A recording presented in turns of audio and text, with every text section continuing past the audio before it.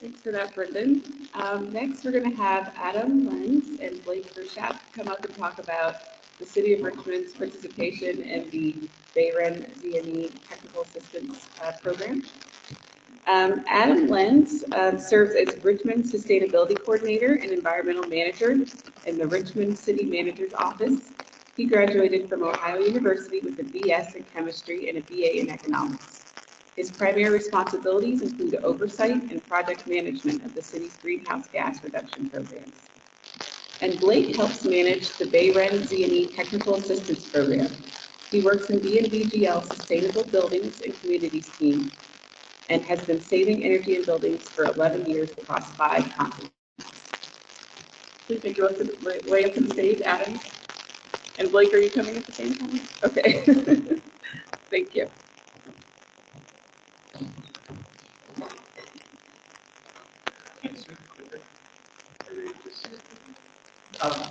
Okay. Oh, okay. Yeah. Hello, good morning, everyone. Good morning.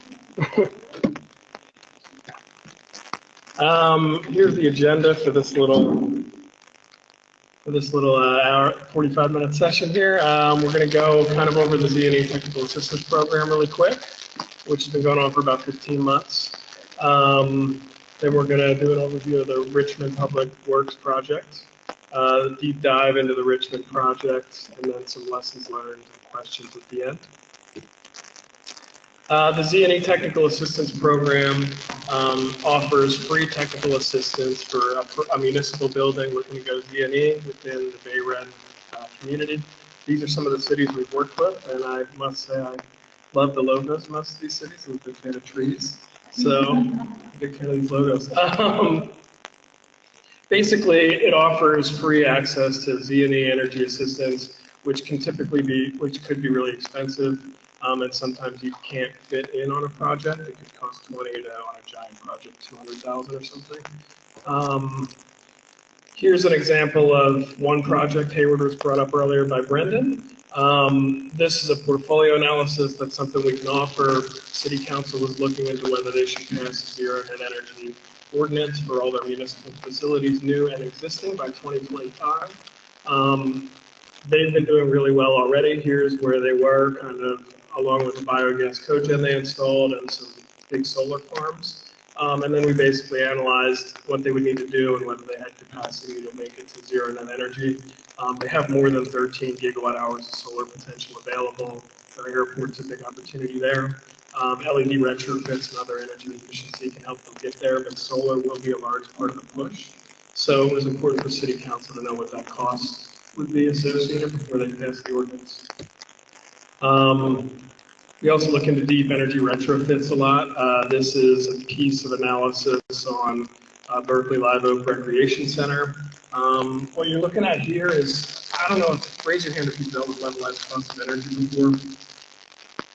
We got a few. It's something we definitely use a lot in the renewable space, but I think we should use it more in the energy efficiency space. It allows you to kind of compare the cost of different energy efficiency measures versus your purchase of electricity in a per kilowatt hour basis.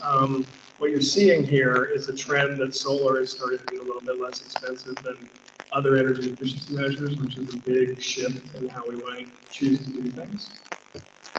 And we also help with new construction projects. This is the Dublin police station, which is slated to start construction, I believe, next year. We did a ZNE analysis here and basically ended up determining how much energy they would end up using, how much solar they would need to have. That wasn't budgeted in the initial project, though the word ZNE was in the RFP. So this is really important in determining whether they could find the budget within the city to do that, and they did approve that budget. Okay, still working. Then I'm going to pass it over to Adam for a project overview. Hey, good morning, everyone. My name is Adam Lenz. I'm the environmental manager for the city of Richmond. It's good to see so many familiar faces here because we're all working on a variety of ZNE initiatives. So just to provide a little bit of a project overview, I met Blake How many people here were at the Green Cities California LGSEC convening last week? Okay, great. So it was a really good convening to focus on zero net energy initiatives, and I don't. I think that I can't express the value enough in meeting up with different local government staff to talk about what we're all working on. And I met Blake at a Green Cities California workshop 6 months ago, and found out about this great program through BayREN in our backyard where we could request technical assistance for ZNE analysis for future projects or policies, and just the value of, I think, continuing to network with each other and find out about resources. So I engaged Blake and the BayREN coordinator, Heather Larson, who used to run the program, and seemed like a great opportunity. It's super easy to participate, and I'm just going to provide some information about our experience in working through the program. Just a couple of disclaimers. This is a project that is still in the works. We're kind of building the ship as we're sailing it. We have, I think, like a lot of you, a lot of irons in the fire with ZNE, and this is just one of those things where we're trying to engage a project that is already initiated and has been partially designed, and we're trying to make the building future-proof and ensure that we're not building natural gas infrastructure into a important city building that will later on need to go back and retrofit if we were to achieve our climate action goals. So this is kind of where we are, and I think a lot of us are going to be experiencing this over the next couple of years. So just a quick snapshot. We're, like most cities, we have a green building ordinance of LEED Silver for municipal buildings. And this project is an opportunity to consolidate two different yards that we have for our Public Works department and our Parks division. So it's a good opportunity to make the city's operations more efficient. And when I asked the city manager about including ZNE design in the project, he requested a cost-benefit life cycle analysis so we can have an informed discussion on the matter. So just to think about the project benefits from the city perspective, and these are more land use in nature, but this is a snapshot of the building from the outside. It's along the Richmond Parkway. It's a former steel processing and distribution center that's been closed for some time now.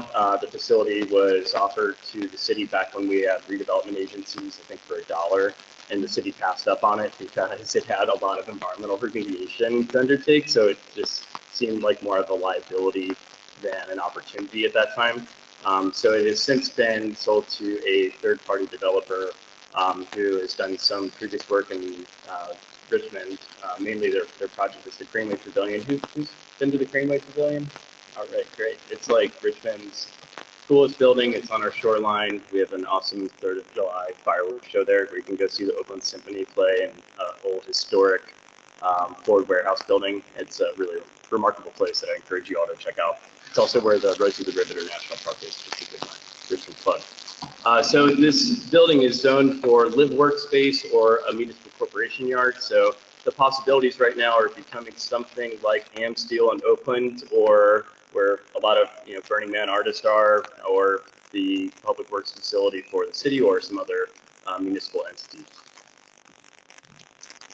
So to actually highlight one thing, one of the project benefits is to activate this site, because it is currently just a vacant site that I think is not acting as an asset for the community. It's not really doing much other than being a vacant space in the middle of the community.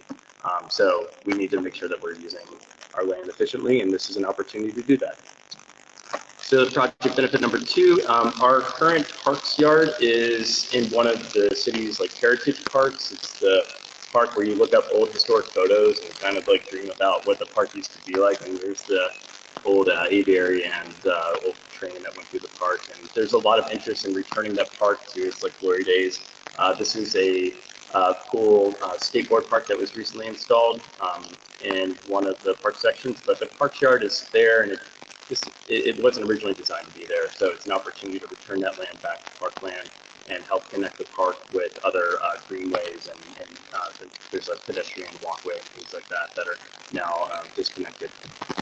Project benefit number 3 is to take the public works yard, which is another yard located next to the Richmond Greenway, and use that as a site for housing or further park build out.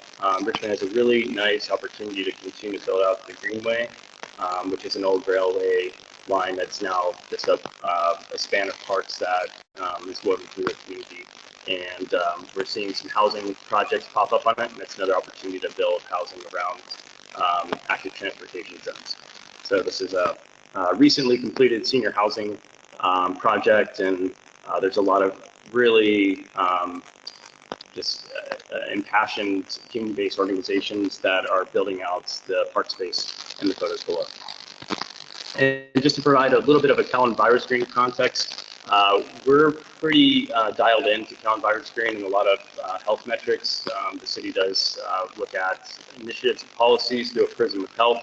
And when we're evaluating a project like this, it provides an opportunity to provide more health initiatives within already disproportionately impacted areas. So if we look at our parks yard, it's an opportunity to invest in our parks in an already impacted area. In our public works yard, it's also an opportunity to invest in parks infrastructure and create housing there. With that, I'll pass it back to Blake. So now we're going to dive into the technical details of the project. I hope that you like charts, because I really do.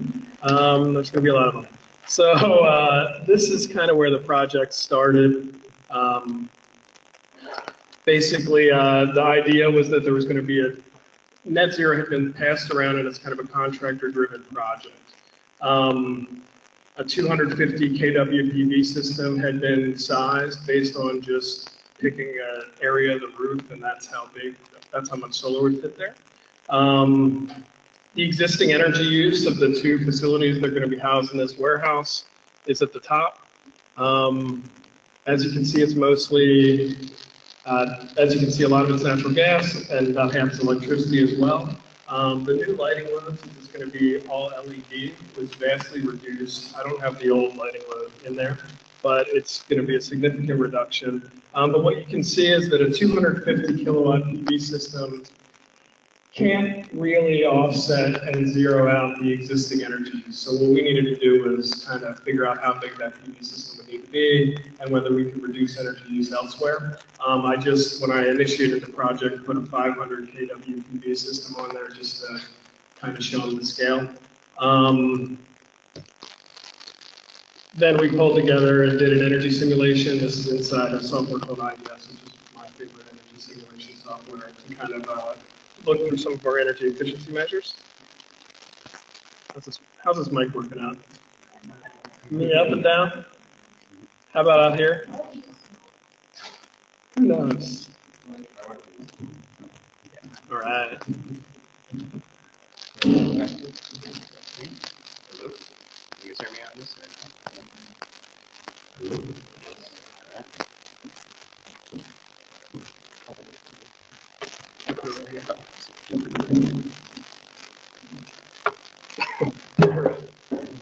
Hello. All right. I'm going to try to hold this one.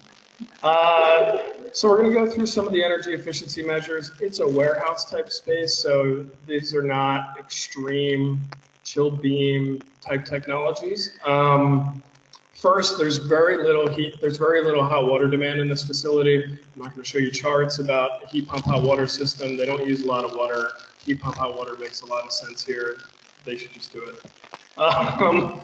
Space heating became a big concern, and that's the biggest part of this analysis. It's already LED lighting with really advanced controls. The contractor picked a great lighting system, so there's nothing really to work on improving there. There's great daylighting in the existing building as well. So heating became a main driver because it's the main driver of energy in this space. It's also not air conditioned.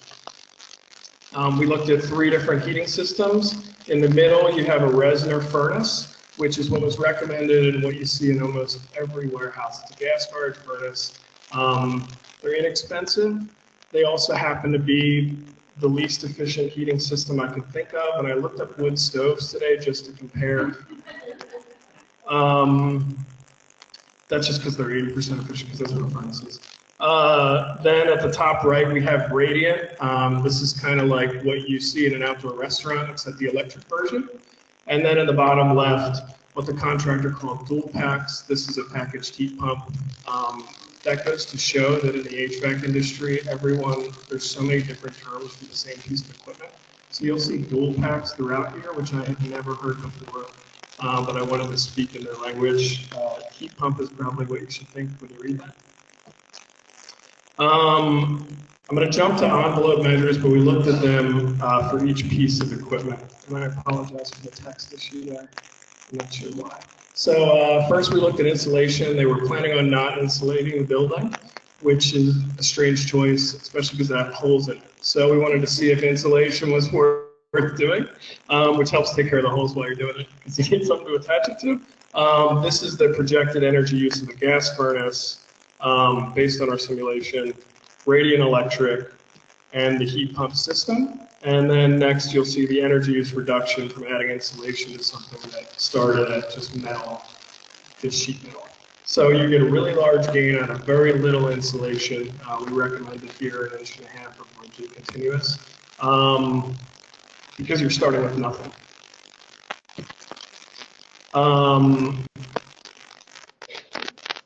Here's a chart. I'm going to skip this one.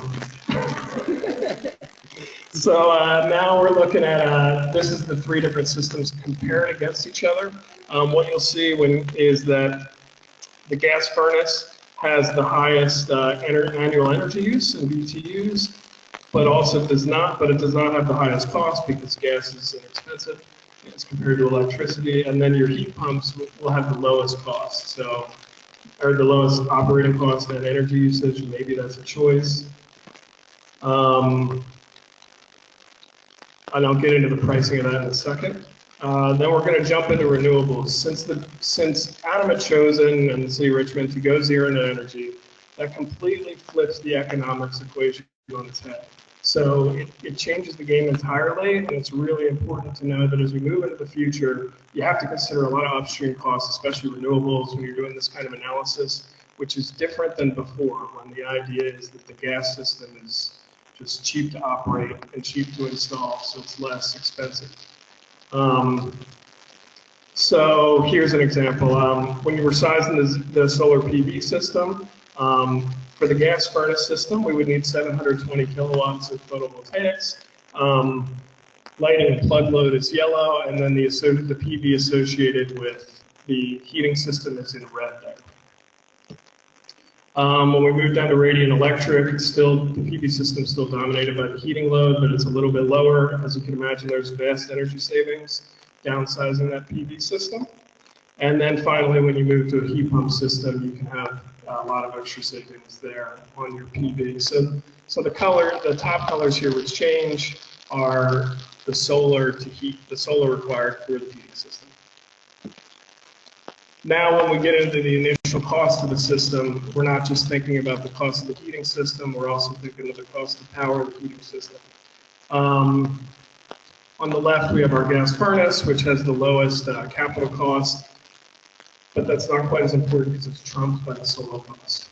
And on the right, we have, in the middle, we have radiant electric, and then on the right side, we have the dual pack system, the heat pump system, which is extremely expensive if you're not going to be installing air conditioning.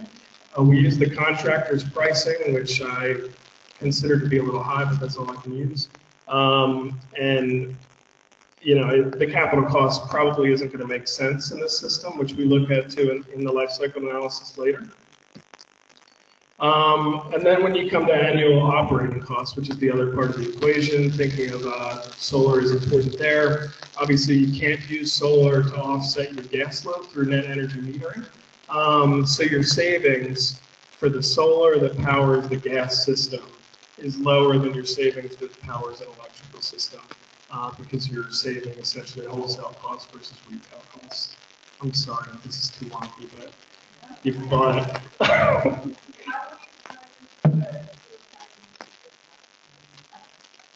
That's a good question. I can maybe help if you let me know the county administrator.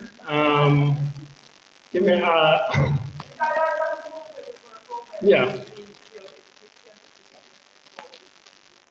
For us, at the end of the day,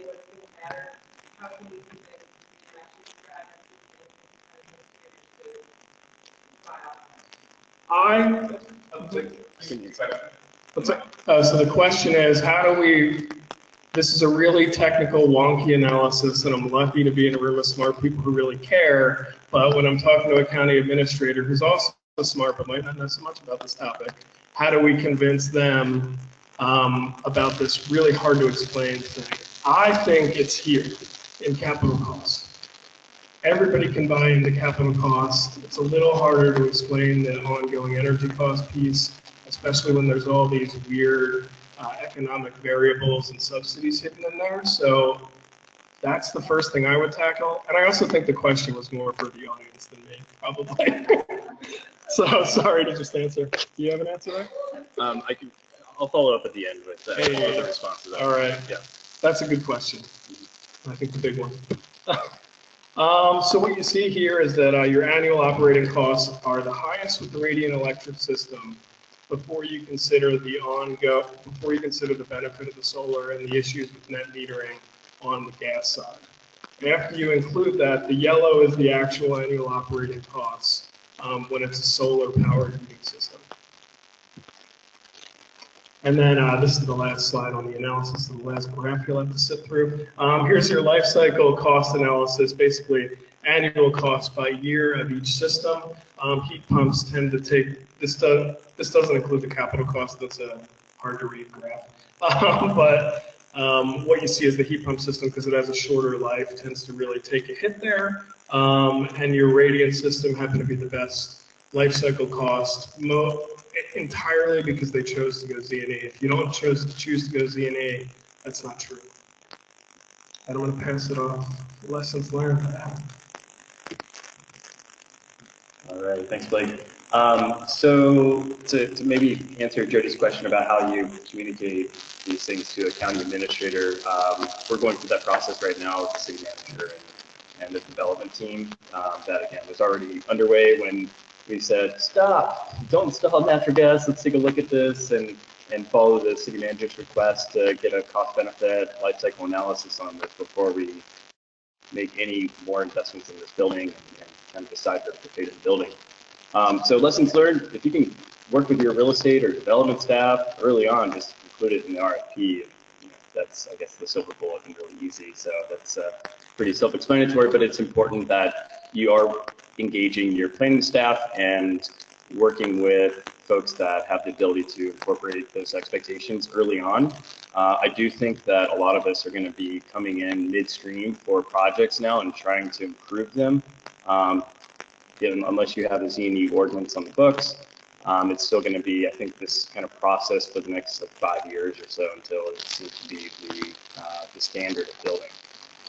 It is the gold standard now, but it only gets everyone's standard expectation. So another thing that I can't express enough is how valuable DMVGL Lake services were. They really helped inform the conversation, I think, to an extent that we wouldn't have been able to engage the developer. Just as I would consider ourselves more of like a policy experts and practitioners about best practices and things. But the engineering analysis that Blake and DMVGL brought to the table for this project is probably my favorite technical assistance report in my 8 years at the city of Richmond I've ever gotten. And the reason is that I have a copy here, I'll hand it out. It's a PowerPoint PDF that goes through all these different analyses and costs and efficiency, and it's not a wonky kind of Word document that someone gets and they don't really have the time to get to the main takeaways. So I think getting to these main takeaways with your decision makers is really helpful.